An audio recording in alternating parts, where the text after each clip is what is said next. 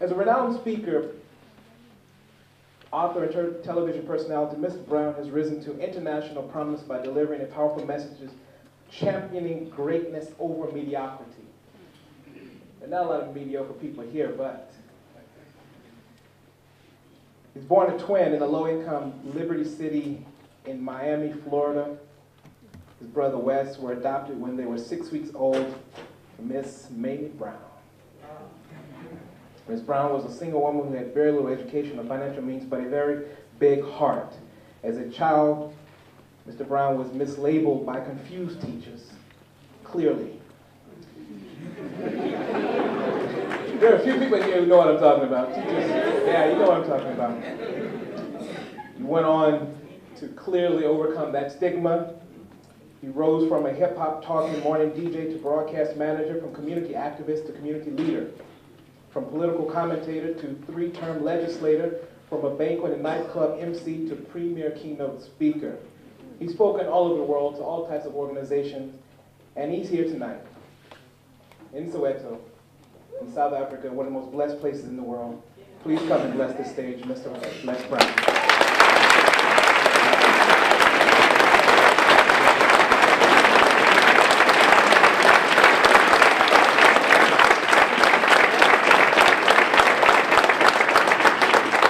Thank you so much, Timothy. It's Mitzi, you just broke my feelings, you know. You just broke me and the brothers down, you know. You trade, what did she say about if you educate a woman, you educate a nation. Educate a man, you educate an individual. I said, ow! I mean, you take no prisoners and eat the wounded. I'm going to take that back to the States. Yeah. I want to first of all, thank all of you for being here. To Mitzi, the CEO, I want to wish Mitzi, thank you for the work that you did and making this happen. I'd like to recognize all the organizations in South Africa, Black Entrepreneurs Forum, the Business Women's Association, the University of Johannesburg, and African Rising, and Success Resource. It's Richard Tan and his wife, Veronica Tan, the two entrepreneurs that are responsible for me being here. Would you all please stand? Stand. Yeah, give them a tremendous round of applause. They have a commitment to South Africa to help people get a larger vision of themselves and to give them the methods and techniques and the tools by exposing them to some of the most brilliant minds on the planet on how you can begin to change your reality. Also like for you to meet our team, we have Lee, and we have, where is Lee? Lee, he's on camera here, and yes, there is Lee right there. They came in from Malaysia, and Cerny and Michelle, yes, and Paul. Where else? Who else? The whole team. Where's our whole team? Yes, give them a round of applause, please. That's our team there. Yes. I want to share a few thoughts with you. How many of you have some major goals you'd like to achieve? Raise your hands, please. Very good. Shake someone's hand on your right and left, look them in the eyes and say, you have something special. You have greatness in you. I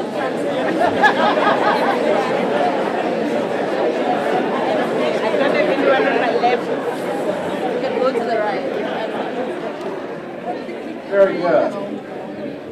I like to ask that question, how many of you have major goals? And usually the majority of people raise their hands. But I want to ask you another question. Because last year this time I would not be able to give this presentation. Last year this time I was re-diagnosed with cancer, which I beat 17 years ago. My PSA, which stands for prostate-specific antigen, was 1,850. 1 to 4 is normal. And cancer had eaten 40% of my T1 vertebrae. But because of God's grace and mercy, I'm cancer-free, debt-free, and promised.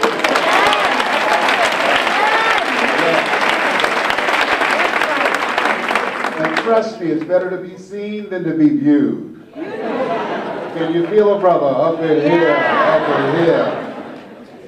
But I want to ask you another question. As I was reflecting on my life after getting a variety of treatments, traditional medicine and alternative methods and techniques. I want to ask you another question. As I was reflecting on my life, how many of you know, and I know you've done things you feel good about,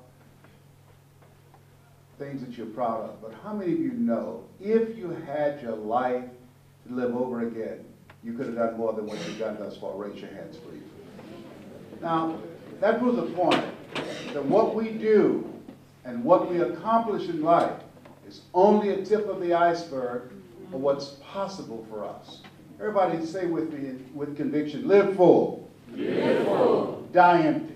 Die empty. Say it again, live full. Live full. Die empty. Die empty. After having 238 radiation seed implants and reflecting on my life, I was reading some words by Dr. Howard Thurman. Dr. Thurman was an advisor to Mahatma Gandhi, to Dr. Martin Luther King Jr. Dr. King Sr. said, Howard, I want you to work with my boy. He wrote some profound pieces. Deep is the hunger, the voice of the genuine, the centering moment. And one night around 3 o'clock in the morning, I couldn't sleep. I read these words. He said, the ideal situation for a man or woman to die is to have family members praying with them as they cross over. He said, but imagine, if you will, being on your deathbed and standing around your bed, the ghost of the dreams, the ideas, the abilities, the talents given to you by life and you for whatever reason. You never went after those dreams. You never used those gifts. You never used those talents. You never used your abilities to do more. There they are standing around your bed looking at you with large angry eyes saying, we came to you and only you could have given us life. And now we must die with you forever.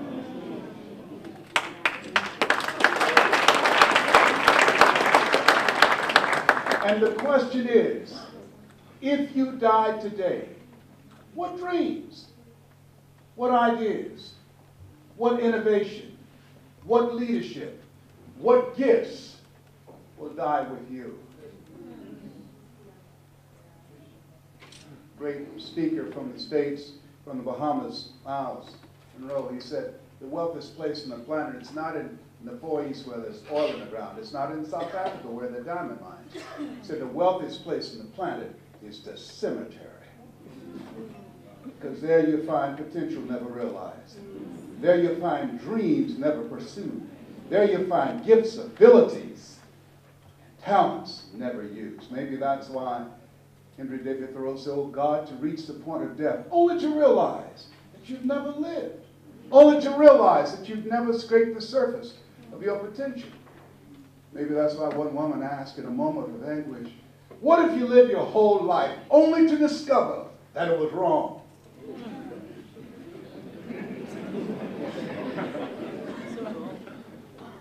That it was wrong.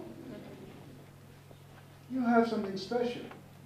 You have greatness within you. But greatness, it's not your destiny. Greatness is a choice that you must make deliberately to reach beyond your comfort zone. Why is that important? Because in order to do something you've never done, you've got to become someone you've never been. You have something special. You have greatness within you. And to prove it, you were chosen 1 out of 400 million sperm. God had something in mind when he said, I want you. I want you. I want you. I want you. And so I want you to think about your goals and dreams. And I want you to think about them in 3 areas. Number 1, some personal goal. My first personal goal was to buy my mother a home. I'm adopted. I feel like Abraham Lincoln, who said, all that I am and all that I ever hope to be, I owe to my mother. I saw a sign once that said, God took me out of my biological mother's womb and placed me in the heart of my adopted mother. My mama worked on Miami Beach. She was a domestic worker. She worked for wealthy families. She cleaned homes and she cooked for these families. She kept their children. And we wore the hand-me-down clothes of the children that she kept. And they were kind and generous people. They would say, Mamie, whatever food is left over, you can pack it up and take it home to those children that you have adopted. She only had a 3rd grade education, but she had a PhD in motherhood.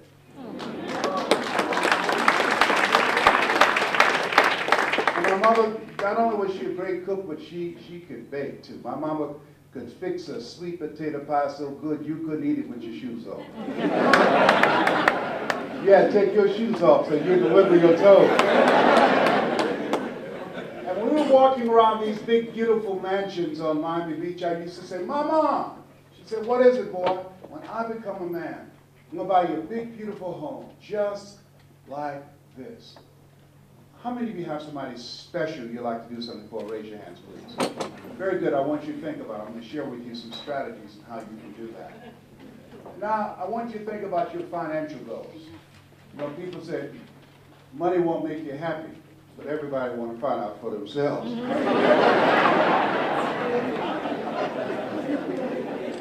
A friend of mine named Rita Davenport said, money ain't important, but it's right up there with oxygen.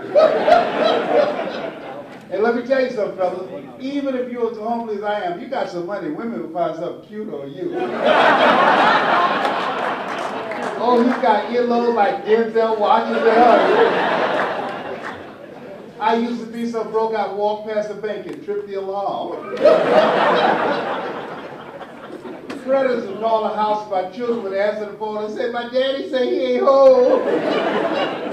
Everybody repeat after me, please. I'll never be broke again. I'll never be broke again. I'll never be broke again. I'll never be broke again. And see that for you. Thou shalt decree a thing, it shall be established unto you. You will never be broke again. Never, ever, ever. You will always have more than enough money to spare because that's in your destiny. Give yourselves a round of applause.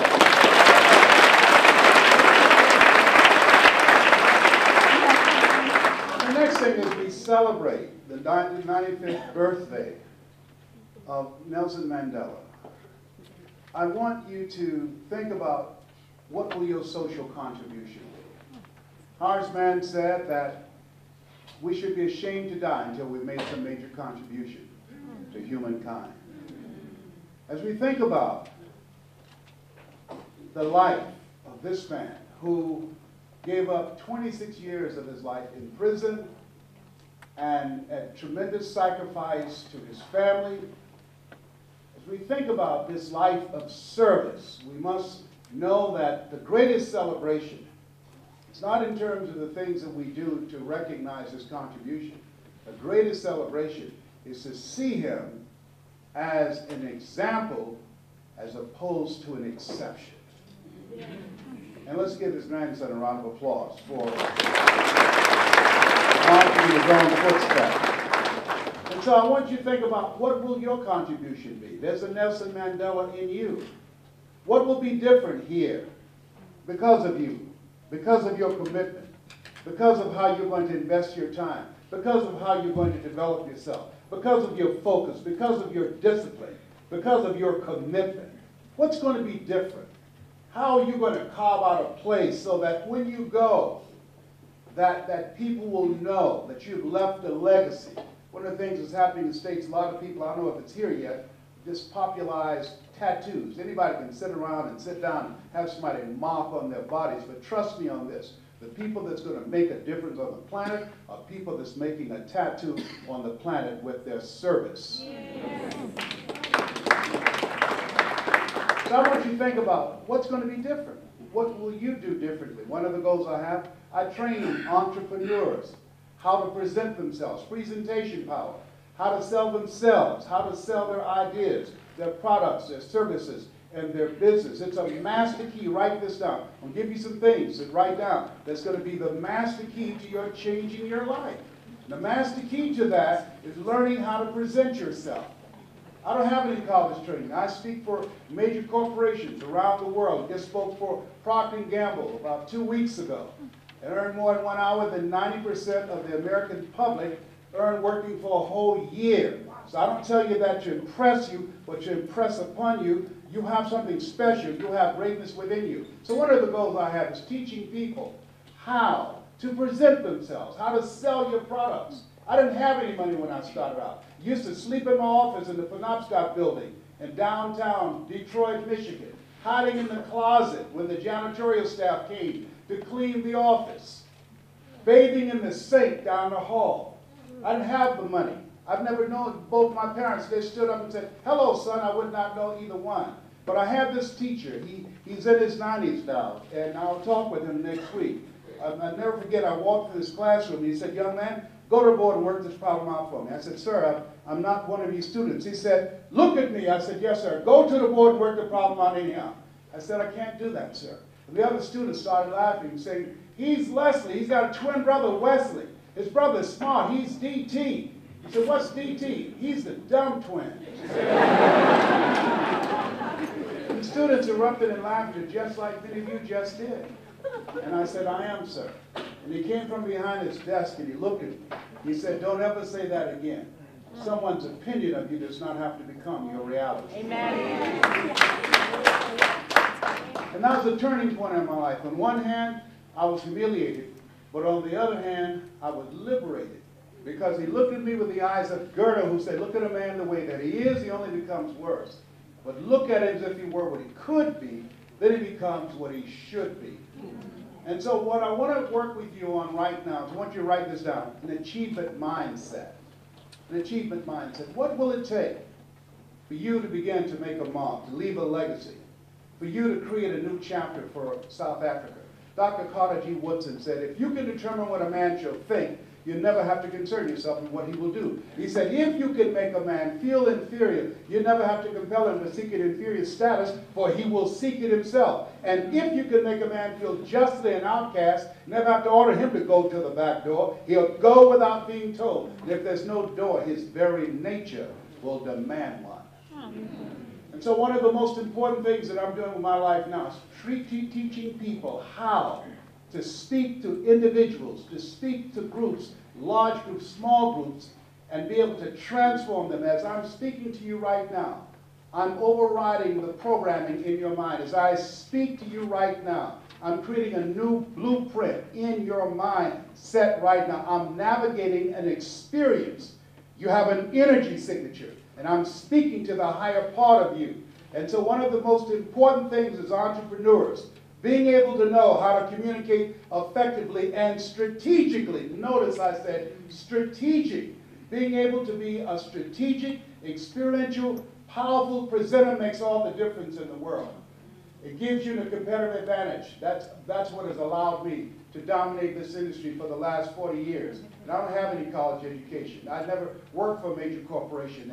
And I've been in this industry now for many years, and I can just tell you this. You have the abilities to do more than you can ever begin to imagine. I'm amazed at the genius, the talents and abilities, the people that I've ran into. And the reason that a lot of people are failing is because they don't know that they don't know, and they think they know. And so as you look at your goals and look at your dreams, you want to develop a strategy on working on your mindset. And because you showed up here for Nancy, and I'm going to give all of you a gift, I'm going to send something to you that if you watch this on a regular basis, it will change your life. Trust me on this. As I'm speaking to over 80,000 people in the Georgia Dome, it's called It's Not Over Until I Win. I want you to write this down. yes@lesbrown.com. Email me and do it within the next 24 hours, and I have my staff send this out to you as a gift. And as you watch this on a regular basis, it's going to begin to reprogram your thinking. One of the most important things you want to do right now, write this down. What you think about, you bring about. What you think about, you bring about. So you want to start focusing on your goals and dreams. And as you listen to this, I want you to think about your goals and dreams on a regular basis. You're going to get some major breakthroughs with less than 90 days as you do this, because it's going to create a shift in your thinking. Here's something else. Protect your mind. Protect your mind. Don't expose yourself to the pollution that's out here that other people are bringing to you. Avoid head trash. You're in a very challenging situation when you're around a lot of poverty, when you're around a lot of people that have lost hope. You got to protect your mind. And the things that are said, why? Because words are powerful. My favorite book says death and life is in the tongue. It doesn't say life and death is in the tongue. It says death and life is in the tongue. Why? Because most people speak death. I want to give you an example of this, and then I'll continue. I want Dr. Julie Van Putten to come up, because she was 10 years old. Come on. She was 10 years old in the Detroit school system, and she was career time, and they were are you coming up? Thank you very much. And so she was asked a question by a teacher, what do you want to be when you grow up? And what did you say to the teacher? I said that I wanted to be a doctor. And what did the teacher say to you? The teacher said to me, that's probably not the best thing for you. How many have ever been told that you couldn't do something? Raise your hands, please. Let me share with you how detrimental that is, and why my favorite book says, faith comes by hearing and hearing and hearing. What is your name, sir? Tony? Tongai. If I said to you, Tongai, you can't have your dream. Somebody else has to come along and say, Tongai, you can. Tongai, you can. Tongai, listen, you can do that. Don't listen to him, Tongai. Somebody else has to come along and say that 16 times to neutralize that one time. That's why, ladies and gentlemen, we have to protect ourselves from head trash. So how did that impact your life after that conversation? I really just believed it. At that point in time, I really said to myself, well, they know better for me than maybe I know for myself. Continue. So what happened? And at that point in time, I had to make a decision. What was I going to do with my own life?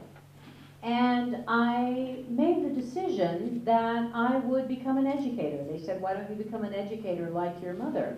Or you speak really well. Why don't you think about being a counselor? So I went to school and I went to college, and that's exactly what I did. And so she, based upon what was said to her, let us say together, the power of the word. Power of the word. What happened then?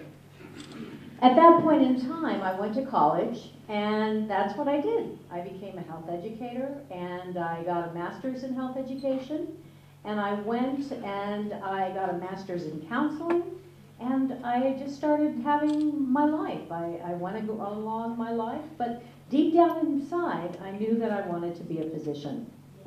Now something else is going to come up here. Let us say together, I want to be a channel. To make a difference in people's lives. I want to speak life. How many want to speak life? Raise your hands, please. Very good. So she met someone. And what happened in that conversation? In that conversation, the person looked at me and they said to me, after I was working for years and years, they said, you know, you have always wanted to be a physician. Why didn't you do it? And I said, you know, I didn't think I could do it. I had great grades. I had done extremely well in school. But what I did at that moment in time was that I incorporated into my life the disbelief that that person had for me. Because they said that I couldn't do it, then I believed in my own life I couldn't do it. And then continue. So You go ahead. No, I want you to tell me what happened. No, you go right ahead. No.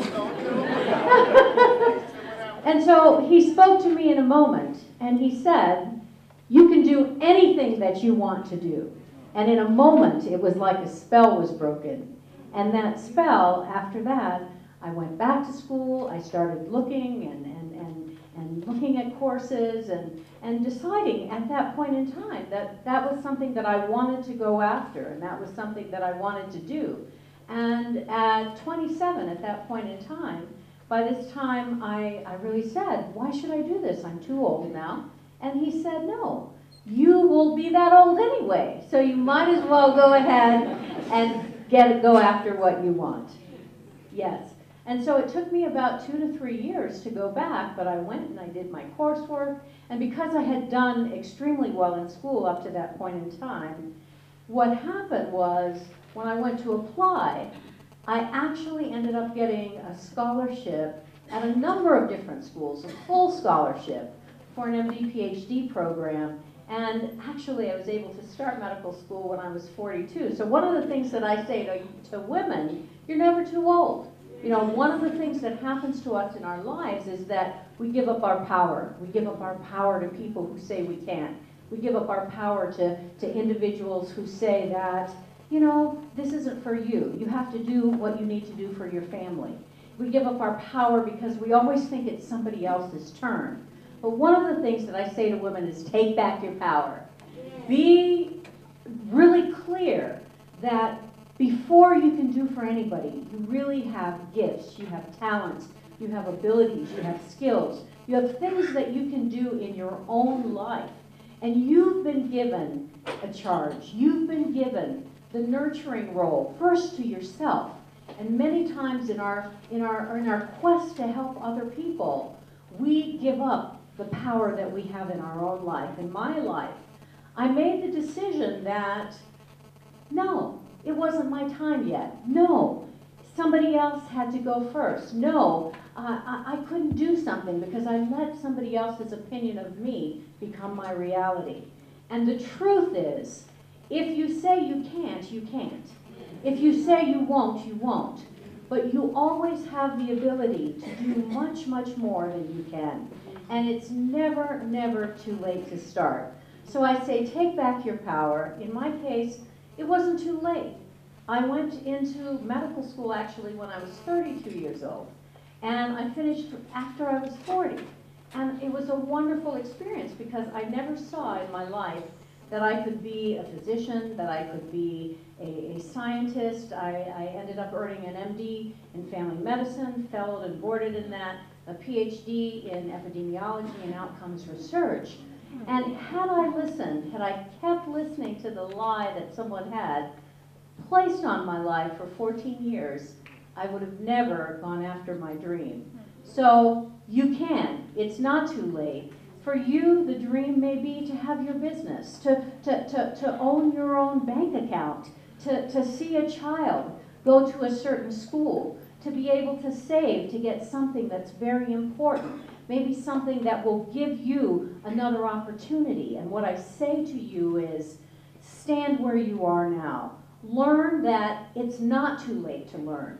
One of the things that I ask myself every single day is, what do I know today that I didn't know tomorrow? What can I do today that I couldn't do last week?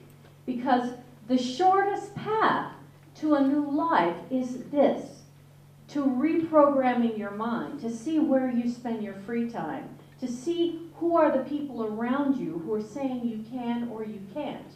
And I can tell you, as a physician, as a woman, as a mother, as a daughter, as a partner, as a businesswoman, as a woman who recognizes that from us comes the next generation. We must heal our own lives. We must look not just at what's in front of us, not just what's in our hand, but what's in our heart, and recognize that we have a responsibility to ourselves to let the flames of promise, of future, of tomorrow continue to grow, continue to flame brightly, so that we can create another tomorrow, not only for ourselves, but for our children. Thank you very much.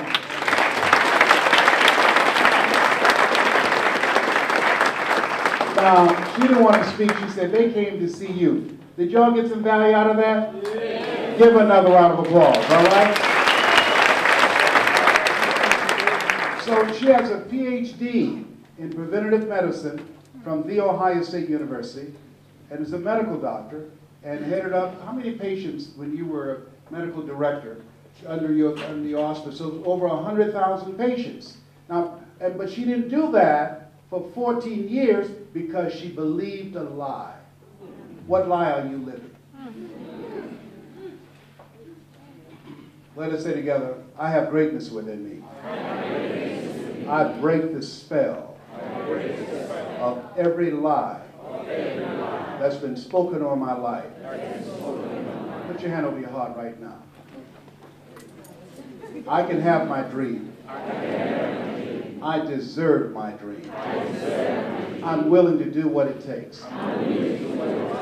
One last request. I want you to take your right index finger, hold it up right now. All right? I want you to put it in your ear. Put it in your ear. I want you to listen to me. You have something special. You have greatness within you. You have the ability to make history.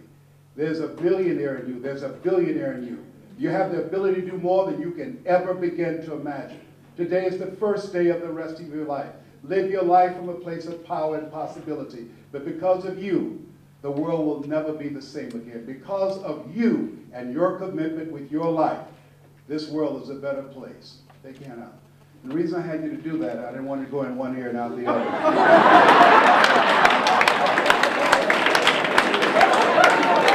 Oh, behave.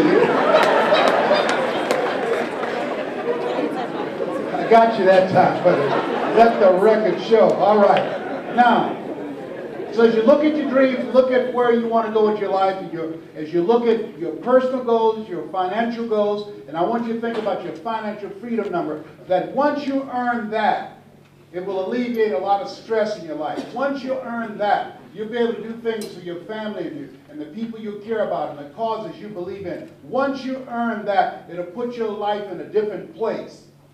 Then I want you to think about your social contribution, and let us say together with power, feeling, and conviction, it's possible. It's possible. Say it again. It's possible. See, what I'm doing now, I didn't do this for years. You know why? I didn't believe it was possible. I was suffering from possibility blindness. The easiest thing that I do is prepare to give a speech. That's easy when I leave here and speak on Saturday morning, and I encourage you to be there because you're going to hear me and other presenters that's going to change your life and provide information for you. Write this down.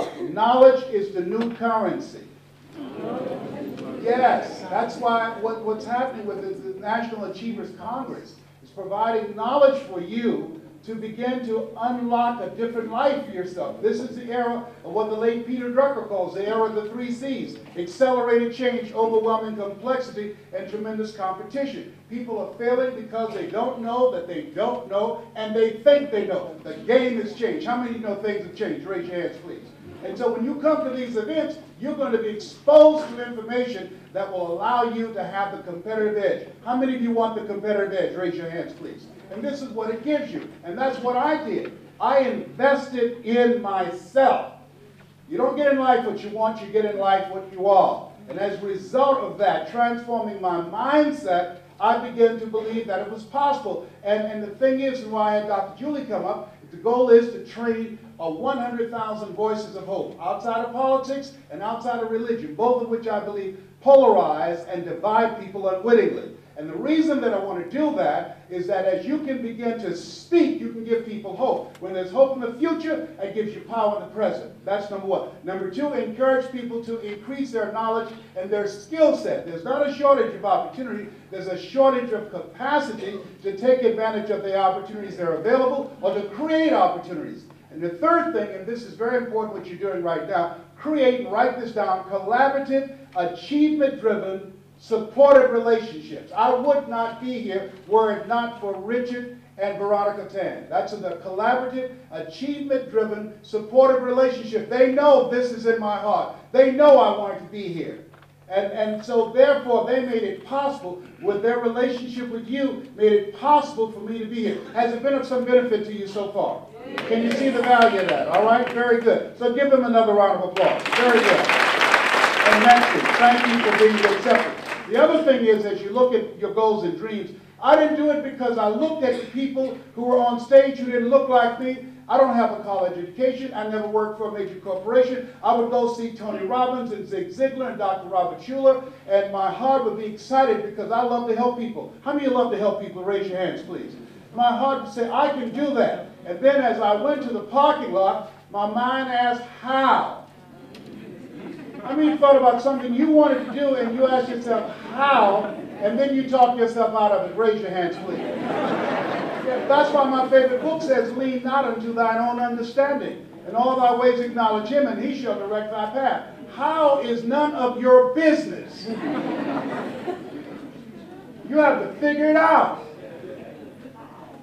How is none of your business? So I got stuck in my head. Write this down. When there's an argument between your heart and your mind, follow your heart. Because where your heart is, there your treasure is also. I love helping people. I love speaking to people. I love helping people find their voice. I love helping them learn how to tell their story, to earn more, to grow their businesses. I love that. That's who I am. I was born to do this. You want to find out if I'm going, they say I'm dead? Put a microphone in the casket. If I don't say anything, say he's gone. Now here's another reason I didn't do it. You know why I didn't do it? Because it's hard. Hard for me to learn how to communicate to get access. Let us say together, access. See, your ability to communicate gives you access. That's what happened in the presidential election in the United States. President Barack Obama, he was a communicator. He can communicate, and he can galvanize and organize people. Does that make sense? Yes, Mr. Washington, Mr. Brown, yes, sir. He said, develop your mind and develop your communication skills, because once you open your mouth, you tell the world who you are. That's why it's very important to learn how to become an effective communicator. And so it was hard. How many of us decided not to do something because it was hard? Raise your hands, please. Very good. Write this down. This is going to change your life, and post it someplace where you can see it. If you do what is easy, your life will be hard. But if you do what is hard, your life will be easy. If you do what is easy, complain, talk about the odds, talk about the government, talk about the circumstances, talk about you don't have any money, talk about I failed in the past, we can't do it, I don't have the support. If you do what is easy, anybody can complain. There's never been a statue erected to a critic.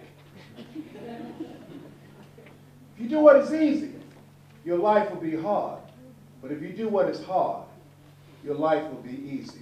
Let us say together, it's possible. It's possible. I can have my dream.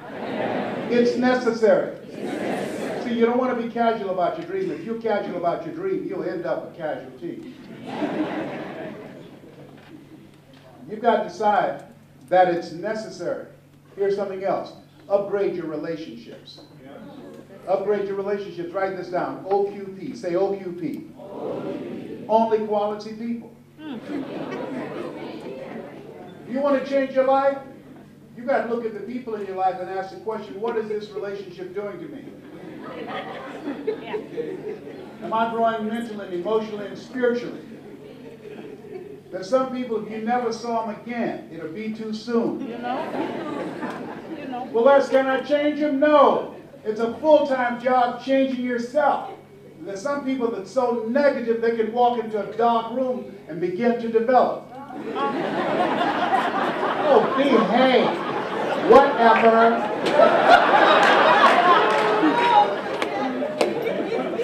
Only quality people. Dr. Dennis Kimbrough said, if you're the smartest one in your group, you need to get a new group.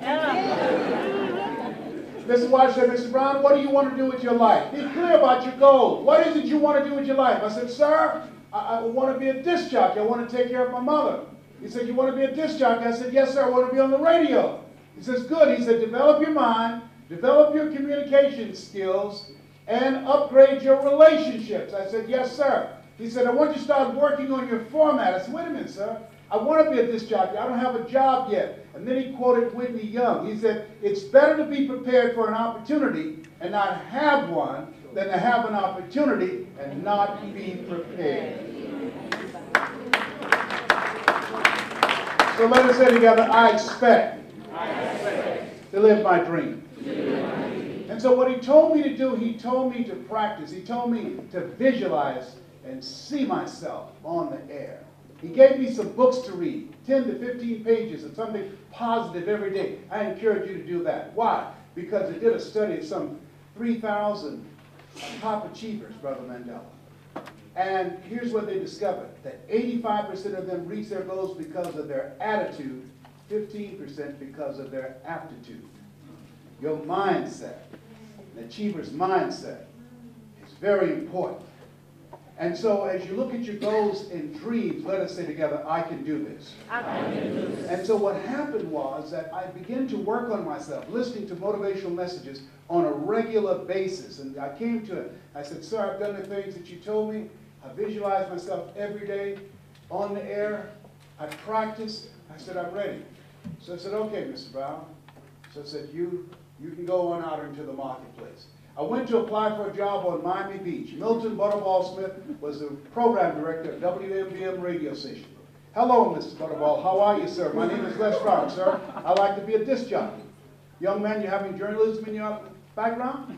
No, sir, I don't. Have any experience? I said, no, sir, I don't. But just give me a shot, sir. Let me audition for you, sir. Let me show you how good I am. He said, no. We don't have any job for you. How many have been rejected? Raise your hands, please. I was devastated with rejection. I went back to Mr. Washington and said, Mr. Washington, they said no. He said, don't take it personally. Most people are so negative, they have to say no 7 times before they say yes. He said, you got to be hungry. Let us say together, you got to be hungry. He said, go back again. I said, yes, sir. I went back again. Hello, Mr. Butterball. How are you, sir? My name is Les Brown, sir. I'd like to be a disc jockey. He said, I know what your name is. Weren't you here yesterday? I said, yes, sir. Didn't I tell you no yesterday? I said, yes, sir. He said, then why are you back today? I said, well, sir, I didn't know whether or not somebody was fired or somebody was laid off, sir. He said, nobody was fired or laid off. Now get on out of here. I came back the next day, talking loud, looking happy like I was seeing him for the first time. I said, hello, Mr. Butterball. How are you, sir? My name is Les Brown, sir. I'd like to be a disc jockey.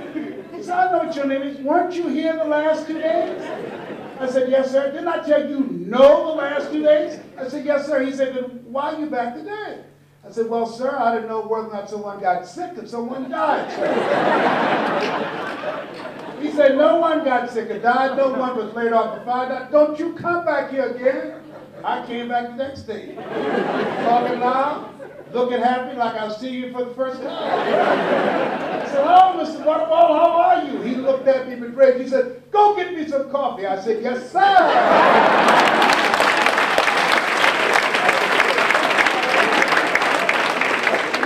My favorite book says the greatest among you will be your servant. How many of you are serious about your goals? Raise your hands, please. Write this down as entrepreneurs. Provide more service than you get paid for. Provide more service than you get paid for. This is what gave me the competitive edge over all the speakers who had more money than I did, who had the complexion of connection that I did not have. They came up with memorized scripts. I trained myself to read a minimum of 2 books a month, and nobody knows more quotes than I do. I trained myself how to use stories and examples and navigate an experience that will change people's lives. And so you want to make yourself stand out. Henry David Thoreau said, do not go where the path may lead, but go where there's no path and leave a trail. And so I became the errand boy for the disc jockeys. I'd go get their lunch and their dinner, and I'd stand in the control room serving them, looking at and watching and memorizing their hand movements on the control board, knowing my time will come. Let us say together, my time will come. On the weekend, when they came out to the parking lot, their cars would be waxed and clean inside out. They said, hey, who did this? I did, sir. How much do you charge, young man? Oh, nothing, sir. I just wanted to contribute. Write this down. Build relationships. I was building a relationship. See, people do business with people they know, like, and trust. Give before you ask. I wanted them to see that I was serious. And so they said, look here. Down at Ross and the Supremes are coming to town, the Four Tops and the Temptations. Here are my car keys. Pick them up and drive them to the Fontainebleau Hotel on Miami Beach.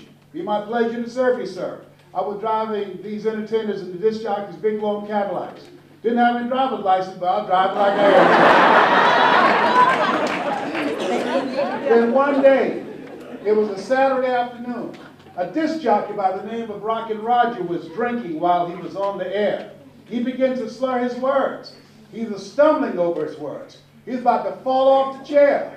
It was a Saturday afternoon, and I was the only one there, looking at him through the control room window, walking back and forth, young, ready, and hungry.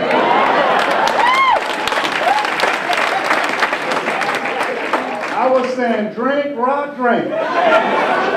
Drink, Rock, gotta go and get him some more if it has to do. Then pretty soon the phone rang. It was the general manager, and I answered the phone. I said, hello? He said, young boy, this is Mr. Klein. I said, I know. He said, Rock can't finish his program. I said, I know. He said, would you call one of the other DJs in? I said, yes, sir. I hung the phone up. I said, now he must be thinking I'm crazy. I called my mama and my girlfriend, Cassandra. I said, y'all come out on the front porch and turn up the radio. I'm about to come on the air.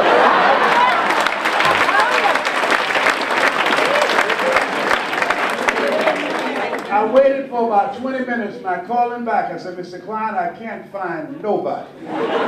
He said, young boy, you know how to work the controls? I said, yes, sir. He said, go in there and work the controls, but don't you say nothing here. I said, yes, sir. I couldn't wait to get old Rock out of the way. I put on a fast record. I said, look out, this is me, LB Triple P. Les Brown, your platter playing papa. There were none before me, and there will be none after me. Therefore, that makes me the one and only. Young and single, love to make it. Certified, bona fide, duly qualified to bring you satisfaction and a whole lot of action. Look out, baby, I'm your love man. I was hungry.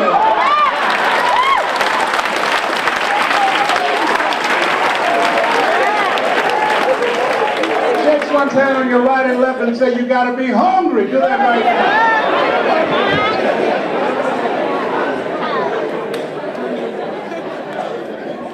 People that are hungry are willing to do the things today others won't do. Yeah. In order to have the things tomorrow others won't have. People that are hungry believe always strive to get on top in life because it's the bottom that's overcrowded. People that are hungry know if you do what is easy, your life will be hard. But if you do what is hard, your life will be easy. I say to you, how many know people who should be here? Raise your hands, please. Who are not? People who should be here that they're not. Raise your hands, please. Let me tell you why they're not here. I only attract millionaires or millionaires in training. Give yourself